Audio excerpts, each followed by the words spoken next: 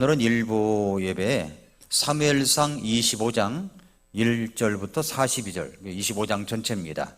이 말씀을 가지고 아비가일과 나발이라고 하는 이 제목을 가지고 말씀을 나누겠습니다.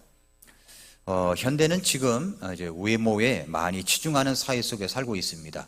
그래서 좋은 화장품이 나오면 쓰는 사람들이 화장품의 진가를 얼굴에 나타나는 걸 볼 수가 있습니다. 저도 이제 저녁에 스킨 로션을 바를 때와 안 바를 때는 차이가 나더라고요. 그래서 이 좋은 화장품이 참 외모를 가꾸는데 좋은 역할을 한다 생각이 됩니다. 그래서 자신의 외모를 가꾸기 위해서 아깝지 않게 이제 사용합니다. 그렇지만 21세기를 살아가는 현대 여성들에게 가장 필요한 것이 무엇인가를 생각해 봅니다. 가장 필요한 것. 지금처럼 외모를 치중하는 사회 속에서 진정으로 보석과 같이 빛나는 여인을 만나고 싶다면 우리가 눈여겨보아야 할 것이 있는데, 이제 우리는 정말 어떤 여인이 아름다운 여인이냐? 성경은 말씀하실 때 지혜로운 여인이라고 얘기합니다. 지혜로운 여인. 그래서 잠언 14장 1절에 모든 지혜로운 여자는 자기 집을 세우되 어리석은 여자는 자기 손으로 그것을 허문다라고 했습니다. 지혜로운 여자는 자기 집을 세워갑니다. 어리석은 여자는 자기 손으로 그것을 허뭅니다. 잠언 31장 10절부터 12절에 보면은 누가 현숙한 여인을 발견할 수 있느냐? 그녀의 값은 루비보다 훨씬 더 나간다고 그랬습니다. 그러니까 루비보다도 더 훨씬 더 값이 나가는 것이 현숙한 여인이다. 현숙하다는 말은 바로 지혜로운 여인이다 라고 이야기를 합니다. 그래서 저는 특별히 이 사무엘상 25장에서 아비가일과 나발의 이야기를 하면서 아비가일의 지혜로움을 이야기하며 우리 교회에 또 많은 우리 여성들에게, 자매님들에게 이것을 강조하고 싶은 이유가 있습니다. 왜 그러냐면 여성이 사회와 가정과 국가와 교회에 미치는 영향력이 엄청나게 크기 때문입니다. 이 잠재적인 힘은 엄청납니다. 이것이 긍정적인 모습으로 나아가면 좋은 결과들이 나올 수 있지만 부정적인 모습으로 나아간다면 그 파장은 이루 말할 수가 없습니다. 그래서 여기 보니까 모든 지혜로운 여자는 자기 집을 세운다라고 했습니다. 그러나 어리석은 여자는 그 집을 허물어 버립니다. 한 사람의 여성에게 무서운 파괴력과 건설 능력이 지혜의 유무에 따라 달리 될 수 있다는 것을 이야기하고 있습니다. 그렇다면 여성에게만 이런 지혜가 필요한 것입니까? 아닙니다. 성경은 모든 사람이 다 지혜로운 사람이 되어야 된다라고 강조하고 있습니다. 그래서 잠언서는 지혜서라고 하고 있고 주일날 오후에 제가 잠언 강해를 하고 있습니다. 그래서 정말 우리가 필요한 것이 뭐냐면 지혜라는 겁니다. 지식은 단편적인 것이고 지혜는 종합적인 것입니다. 그러기에 잠언서는 지혜를 예찬하고 있는 겁니다. 그러므로 지혜로운 자가 되어야 됩니다. 지혜롭지 못하면 미련한 사람입니다. 지혜로운 인생을 살아야 됩니다. 미련한 인생을 뒤로 해야 됩니다. 잠언 13장 20절에서 지혜로운 자들과 함께 거는 자는 지혜로울 것이나 어리석은 자들의 벗이 되는 자는 멸망을 당하리라 라고 했습니다. 그러니까 주변에 어떤 사람이 있느냐? 너무나도 중요한 문제입니다. 잠언 16장 16절에서 지혜를 얻는 것이 금을 얻는 것보다 얼마나 더 나은가? 명철을 얻는 것이 오히려 은을 택하는 것보다 더 낫도다. 그렇다면 여러분, 어떤 사람이 지혜로운 여성입니까? 어떤 사람이 지혜로운 사람이란 말입니까? 오늘 그 모델을 여러분에게 소개합니다. 첫째로 이제 등장인물 시리즈를 보면은 첫째로는 아비가일이 누구냐는 거예요. 아비가일. 잠언 25장 1절부터 3절에 보면은 사무엘이 이제 죽습니다. 근데 다윗은 지금 쫓겨다니고 있어요. 그런데 여기에서 아비가일이라는 이름이 여기 나오지만 이것 말고 또 한 명 성경에 아비가일이라고 또 나옵니다. 역대상 2장 16절부터 17절에 보면은 이새가 7명의 아들과 2명의 딸을 낳았는데 다윗이 7째요 딸들, 다윗으로 보자면 자매가 바로 아비가일입니다. 아비가일. 그러나 오늘 이야기하는 아비가일은 다윗의 자매 아비가일이 아닙니다. 사무엘상 25장에 등장하는 다윗과 깊은 관계가 있는 여인입니다. 그래서 오늘 본문에 보면은 아비가일이 나오고 남편 이름이 등장하죠. 그의 이름을 소개하기 전에 그 사람이 어떤 사람인가를 소개하고 있습니다. 2절에 보니까 마온에 한 사람이 있는데 그의 소유는 갈멜에 있고 그 사람이 심히 창대했다. 그의 이름을 밝히기도 전에 그는 부자라고 소개합니다. 부자. 그의 재산은 양이 3,000, 염소가 1,000마리라고 합니다. 몽골에 이제 나가다 보면은 교회로 차를 타고 끝없이 달리다 보면은 오른쪽 왼쪽에 이제 북쪽으로 올라갈수록 양떼들, 소떼들, 말떼들이 굉장히 많습니다. 그러니까 한 무더기 얼마나 될 것 같습니까? 그랬더니 뭐 2,000마리, 3,000마리 이렇게 이야기를 합니다. 그런데 그 정도가 어느 정도냐는 거죠. 양이 이제 3,000마리라고 하면은 그게 어느 정도 부자를 말하느냐? 비교를 해보니까 동방에 욥이라고 하는 사람이 있다고 성경에 나와 있죠. 욥이 굉장한 부자였습니다. 근데 욥은 양이 7,000이고 약대가 3,000이고 소가 500결이, 한 결이가 2마리입니다. 그러니까 소가 500결이 1,000마리라는 말이죠. 암나기가 500이었습니다. 그러니까 욥과 이 사람을 비교해 봤을 때 그도 정말로 큰 부자이다라고 하는 것을 견주어 볼 수가 있습니다. 그런데 그가 그의 이름을 소개하기도 전에 이렇게 그 사람이 부자였다는 것을 이야기하는 것은 그가 정말 어떤 것을 중심으로 살아갔던 사람인가를 알 수가 있죠. 물질을 가장 소중히 여겼다는 것을 보여주고 있습니다.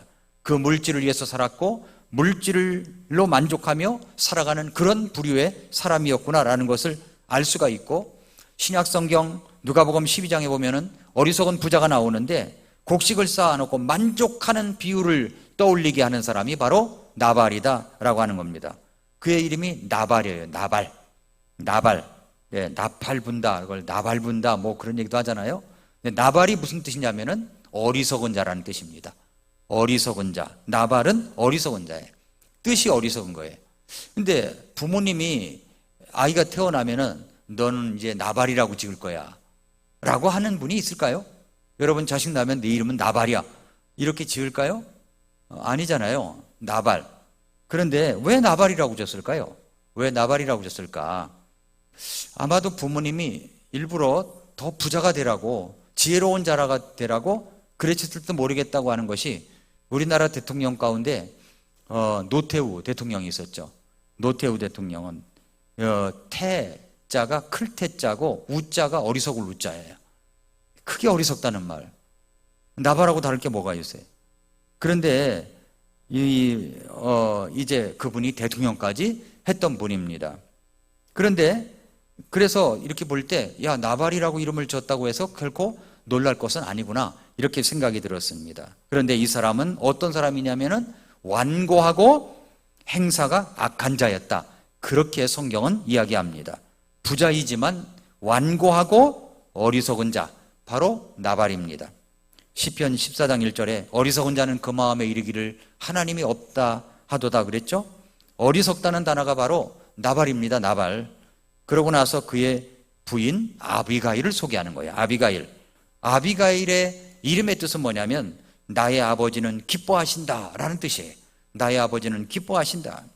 그녀는 본문 말씀에 이해력이 좋고 용모가 아름다웠다라고 합니다. 이해력이 좋고 용모가 아름다웠다. 이해력이 좋다는 말은 잠언에서 지혜롭다는 말하고 똑같은 말입니다. 그러니까 이 여인은 미모와 지혜를 가진 여인이에요. 미모와 지혜를 가진 여인. 오늘 보면은 어리석은 자와 지혜로운 자를 대표하는 자들로 소개하고 있습니다. 아비가일과 나발을 말입니다. 정말로 놀랍게도 이 두 사람이 서로 이제 부자라는 거예요. 이해할 수 없는 모습이지만 그래도 아무리 어리석은 자도 완악한 자라도 지혜롭고 미모가 있는 여인을 좋아하는구나, 이렇게 이제 생각해 볼 수가 있다는 거죠. 그러므로 여기 아비가일이 바로 지혜롭고 용모도 아름다운 여인이었다라고 하는 겁니다.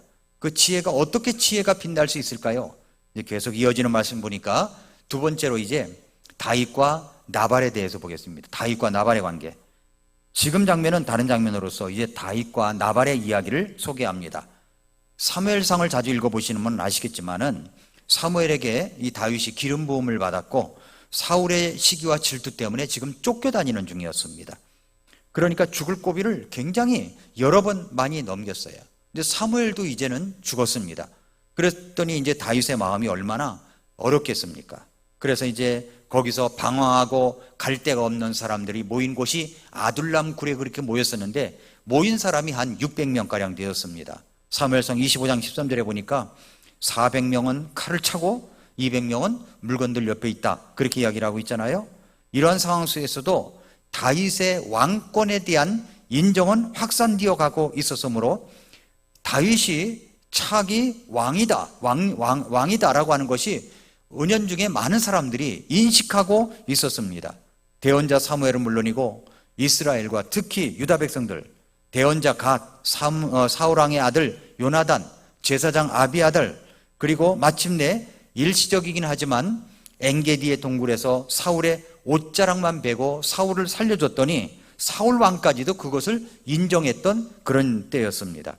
이런 상황에 사무엘상 25장은 대언자 사무엘이 죽었다고 말합니다. 그러니까 사무엘상은 지혜로운 자들은 다윗을 왕으로 인정하지만 어리석은 자들은 다윗을 왕으로 인정하지 못한다는 것을 부각시키고 있는 겁니다. 마침 다윗이 광야에 있는데 근처에서 나발이 양털을 깎는다 함을 들어서 이제 소년 10명 정도를 무리들에게 먹일 양식을 먹을 식량을 요청하기 위해서 보냈습니다. 양털 깎는 시기라고 하는 것은 축제 기간입니다. 축제 기간. 몽골에서도 그 하트갈이라고 하는 홉소골 호수 옆에 있는 거기에 그 미국의 독립침례교 선교사님이 와가지고 거기에 하트갈 침례교회를 개척하면서 양털 공장 4개 동을 샀습니다. 그게 가로 1m, 세로 1m 되는 지역이었어요.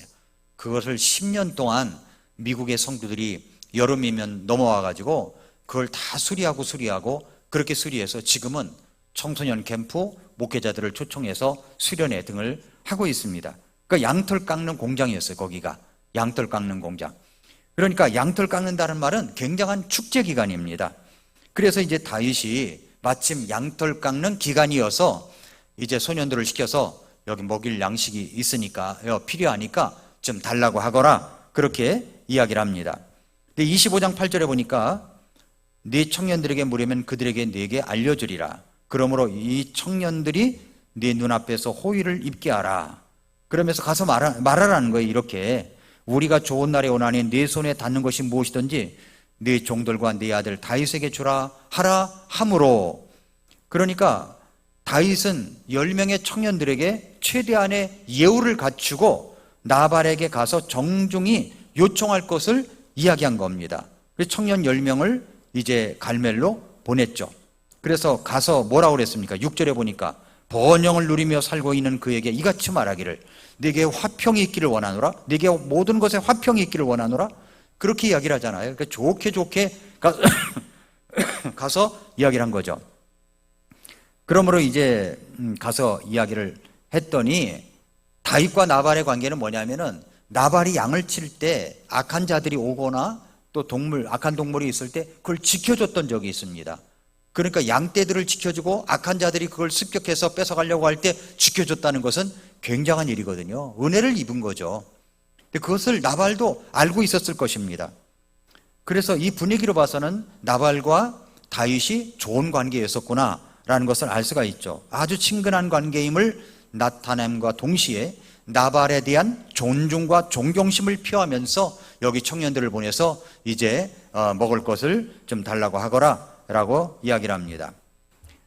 그러면서 다윗이 나발의 목자들을 얼마나 잘 보호해 줬는지를 그것도 상기시켜 주라고 이야기를 합니다. 그런데 나발에게 가서 그런 얘기를 했더니 나발의 반응이 그렇지 않습니다. 9절에 보니까 다윗의 청년들이 가서 다윗의 이름으로 나발에게 그 모든 말대로 말하고 멈추니, 그러니까 정중하게 이야기하고 말한 거죠. 그 다윗의 이름으로 갔다고 그랬어요. 다윗의 이름으로. 그랬더니 나발이 다윗의 종들에게 응답하여 이르되, 뭐라고 그랬냐면 다윗이 누구냐? 이새의 아들이 누구냐? 요즘 말이야 각각 자기 주인에게서 도망치는 종들이 많은 것 같은데 하면서 내가 내 빵과 내 물과 내 양털 깎는 자들을 위해서 잡은 내 고기를 가져다가 어디서부터 왔는지 알지도 못한 그 사람들에게 내가 못하러 주겠느냐, 이렇게 이야기를 합니다. 여러분 생각해 보세요. 여러분도 뭔가 모욕을 느끼지 않습니까?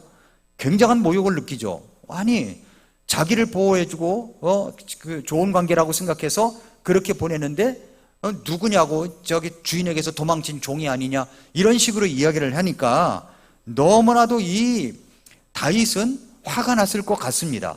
저라도 이걸 들었을 때 굉장히 모욕감을 느끼거든요. 그러니까 11절만 봐도요, 나라는 단어가 7번이 나와요. 나라는 단어가. 내가 내 빵과 내 물과 내 양털 깎는 자들을 위해 잡은 내 고기를 가져다가 내가 알지도 못하는 사람들에게, 이것이 7번이 나오는 거예요. 그러니까 이 사람은 굉장히 자기 중심적인 사람이었습니다. 자기가 아쉬울 때는 도움을 요청하고 자기가 좀 뭔가 있을 때는 베풀기를 꺼려하는 이런 사람이라는 것을 알 수가 있습니다. 그러면서 다윗의 존재뿐만 아니라 그 부모까지도 들먹이며 마치 종 취급하고 도망친 종 취급을 했으니 얼마나 이 정체불명인 사람들을 취급해 줄 수 하니까 얼마나 이게 굉장히 좀 모욕적이었겠습니까? 그랬더니 다윗이 어떻게 했습니까? 사무엘상 24장과 26장은 다윗이 사울 왕이 다윗의 목숨을 노리는 추격 속에서도 하나님의 기름 부으심을 받은 왕에게 손을 대지 아니함으로 감동시키는 장면이 24장과 26장에 나와요.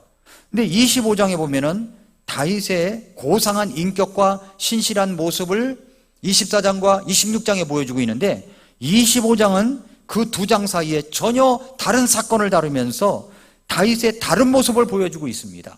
다윗이 너무 화가 난 거죠. 여기서 화가 난 거죠.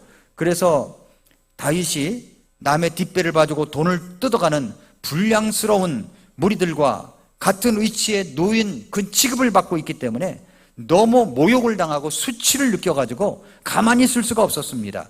그래서 군사 400명들에게 너희들은 칼을 쳐라, 200명은 물관을 지켜라, 그렇게 이제 13절에 이야기를 한 겁니다. 여러분 생각해 보세요. 한 사람을 상대로다가 400명의 군인이 출두를 한다. 이게 말이 됩니까?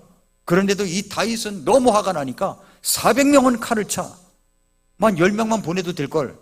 400명은 칼을 차. 그래서 400명이 칼을 차고 지금 움직이는 내용입니다. 그러니까 24장과 26장에 앞뒤가 맞지 않는 거죠. 그러니까 24장과 26장은 참 좋은 인격, 고상한 다윗의 모습을 이야기하는데 25장은 다윗의 어떤 고상한 모습이 아니라 막 승기를 내가지고 분을 못 이겨가지고 안갚음을 하고 싶은 이런 다윗의 모습을 이야기합니다.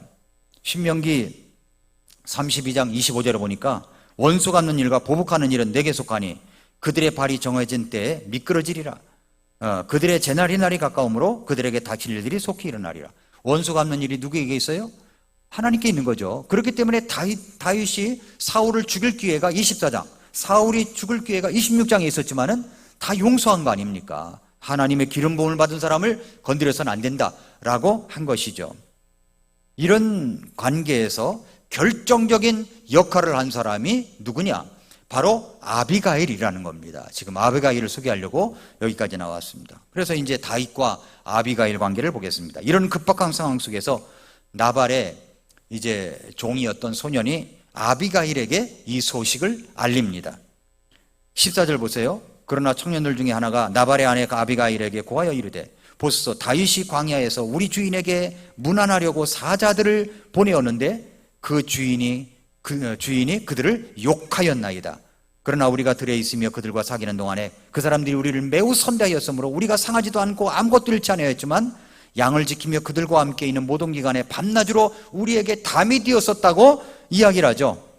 그러므로 뭐라고 그랬냐면은 당신이 무엇을 어떻게 해야 될지 깊이 생각하라고, 지금 주인과 주인의 온 집안 사람들을 대적하려고 다윗이 아주 죽이려고 결정했다는 겁니다. 주인은 참으로 벨리알의 아들이므로, 이 벨리알이라는 말은 도덕적인 의미로 사용되었는데 이것은 완전히 반역하는 자, 말을 듣지 않는 자를 이야기합니다. 벨리알의 아들이므로 사람이 그에게 말도 할 수 없나이다. 감히 누가 가서 말도 못한다는 거예요. 그래서 이제 상세하게 이 청년이 이야기를 하죠.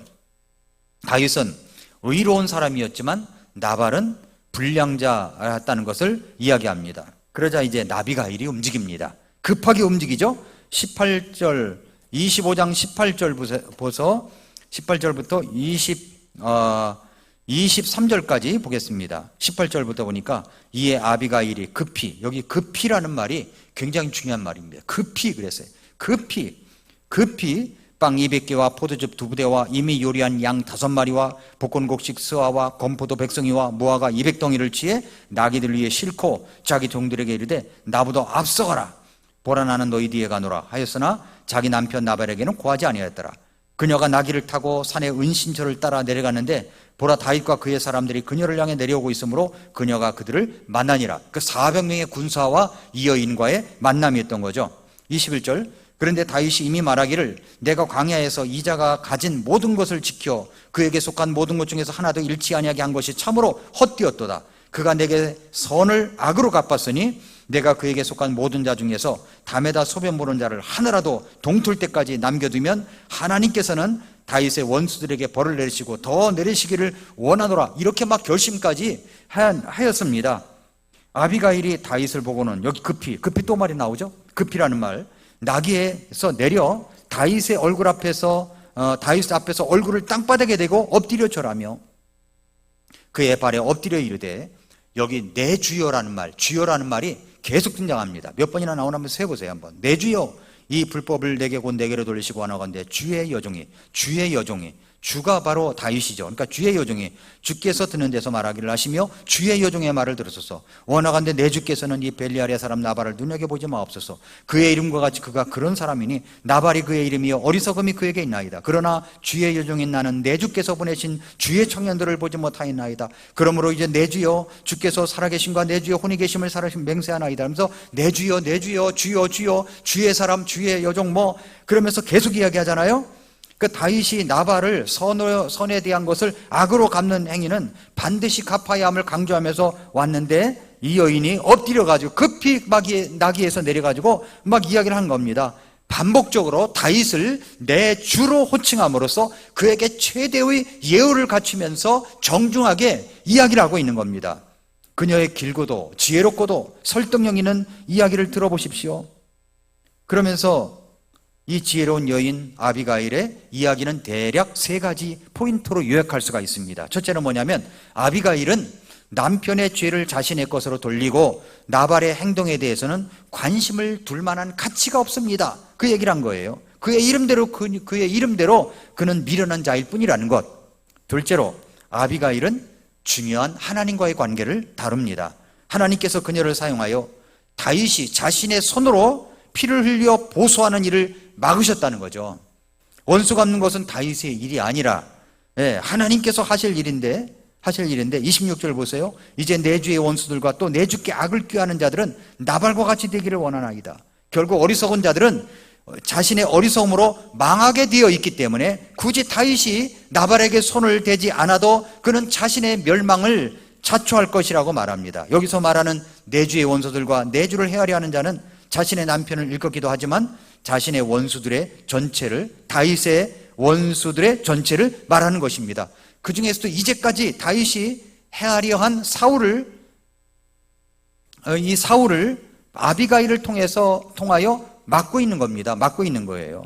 사무엘상 26장에서 다윗이 다른 사람의 생명을 귀하게 여긴 것도 바로 이러한 아비가일을 통해서 말씀하시는 하나님의 메시지를 들었기 때문이 아닌가 우리가 추측할 수가 있는 겁니다. 나발 사건을 통하여 본문에 의미하는 것은 사울도 나발과 같이 어리석은 자이며 그런 자들은 모두 나발의 운명과 같을 것이라는 그 사실을 강력하게 시사해주고 있는 겁니다. 또 하나는 뭐냐면 아비가일은 하나님께서 세우신 다윗의 왕권을 인정한 거예요. 그것이 이루어진다는 확신을 고백을 했습니다. 그래서 25장 27절부터 31절에 그 이야기를 쭉 하고 있는 겁니다. 그리고 마지막으로 하나님께서 다윗에게 후대를 해주실 때 이 여정도 생각해달라는 말씀을 덧붙이고 끝을 맺습니다. 다윗은 미모와 지혜가 뛰어난 이 여인이 엎드려 이야기하는 것을 들으면서 감동이 된 거예요. 감동이. 그래서 다윗은 이제 32절부터 35절에 이렇게 말하죠. 다윗이 아비가일에게 이르되 이날 너를 보내어 나를 만나게 하신 주 이스라엘의 하나님을 찬송할지어다. 자신이 이제 멈칫한 거죠. 그 얘기를 들었을 때 네 권고에 복이 있기를 원하며 네게 복이 있기를 원하노라. 이날 내가 피를 흘리러 가는 것과 직접 내 손으로 복수하는 것을 네가 막았느니라. 지혜롭게 막은 거예요. 그러면서 나를 막아 너를 해치지 아니하게 하신 주 이스라엘 하나님께서 살아계심을 두고 맹세하노니 참으로 네가 급히 와서, 급히라는 말 썼죠. 급히 와서 나를 만나지 아니하였더라면 담에다 소변 모는 자가 동틀 때까지 참으로 나발에게 하나도 남아있지 아니하였으리라 하고, 이 35절, 이에 다윗이 그녀가 자기에게 가져온 것을 그녀의 손에서 받은 뒤 그녀에게 이르되 네 집으로 평안히 올라가라. 보라, 내가 네 음성의 귀를 기울이고 너를 받아들였노라 하니라. 그러니까 다윗도 지혜로운 사람이죠. 지혜로운 여인이 권고하니까 그렇게 받아준 겁니다. 다윗은 이제 축복을 하고 이제 아비가일을 보냅니다. 그러니까 이 여인은요, 나발의 불명예, 나발의 그 어떤 위기, 죽음의 위기, 그리고 다윗이 이 불명예스러운 일을 저지르려고 한 것을 아비가일이 중간에서 막았다는 겁니다. 얼마나 지혜로운 여인입니까? 그런데 나발의 마지막이 어떻게 되었습니까? 아비가일이 나발에게로 돌아와서 그가 이제 왕 같은 잔치를 하고 기뻐하고 있었는데 술이 깼을 때, 그 술 취했을 때 말하면 안 되는 거예요. 대부분 이제 남편이 술 취하면 이제 그 잔소리 하잖아요. 막 이야기하고. 그런데 술 취했을 때 그 얘기를 하면 안 되고 술 깼을 때 얘기해야 되는 겁니다.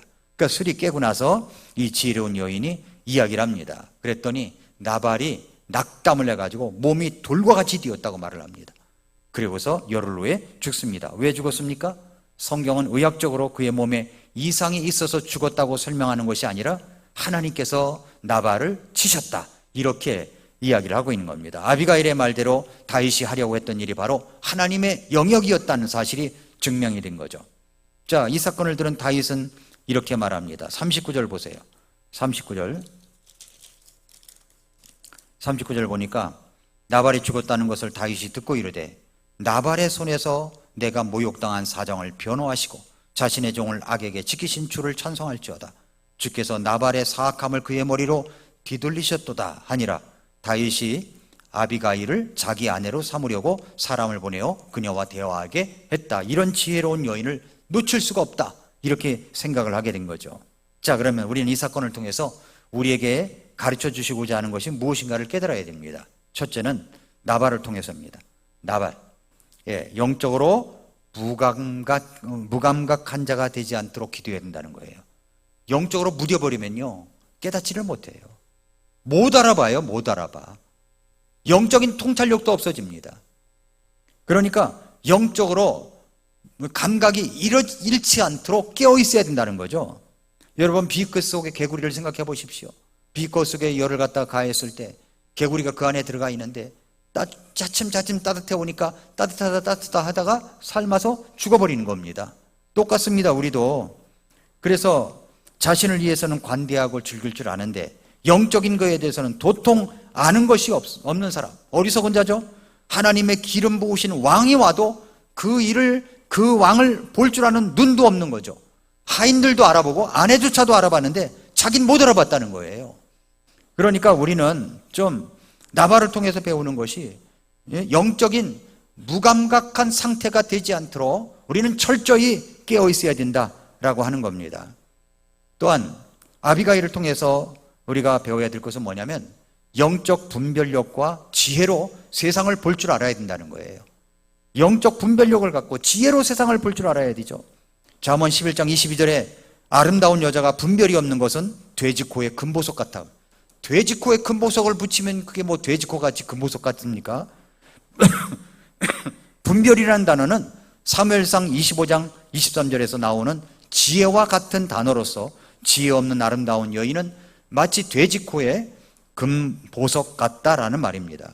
미모는 있지만, 미모에 관심은 있지만, 그래서 얼굴을 아름답게 하기 위하여 마사지도 받고 좋은 화장품도 쓰고 관리는 잘하지만 자신의 영적인 관리는 전혀 이루어지지 못하는 사람들이 있다는 것입니다.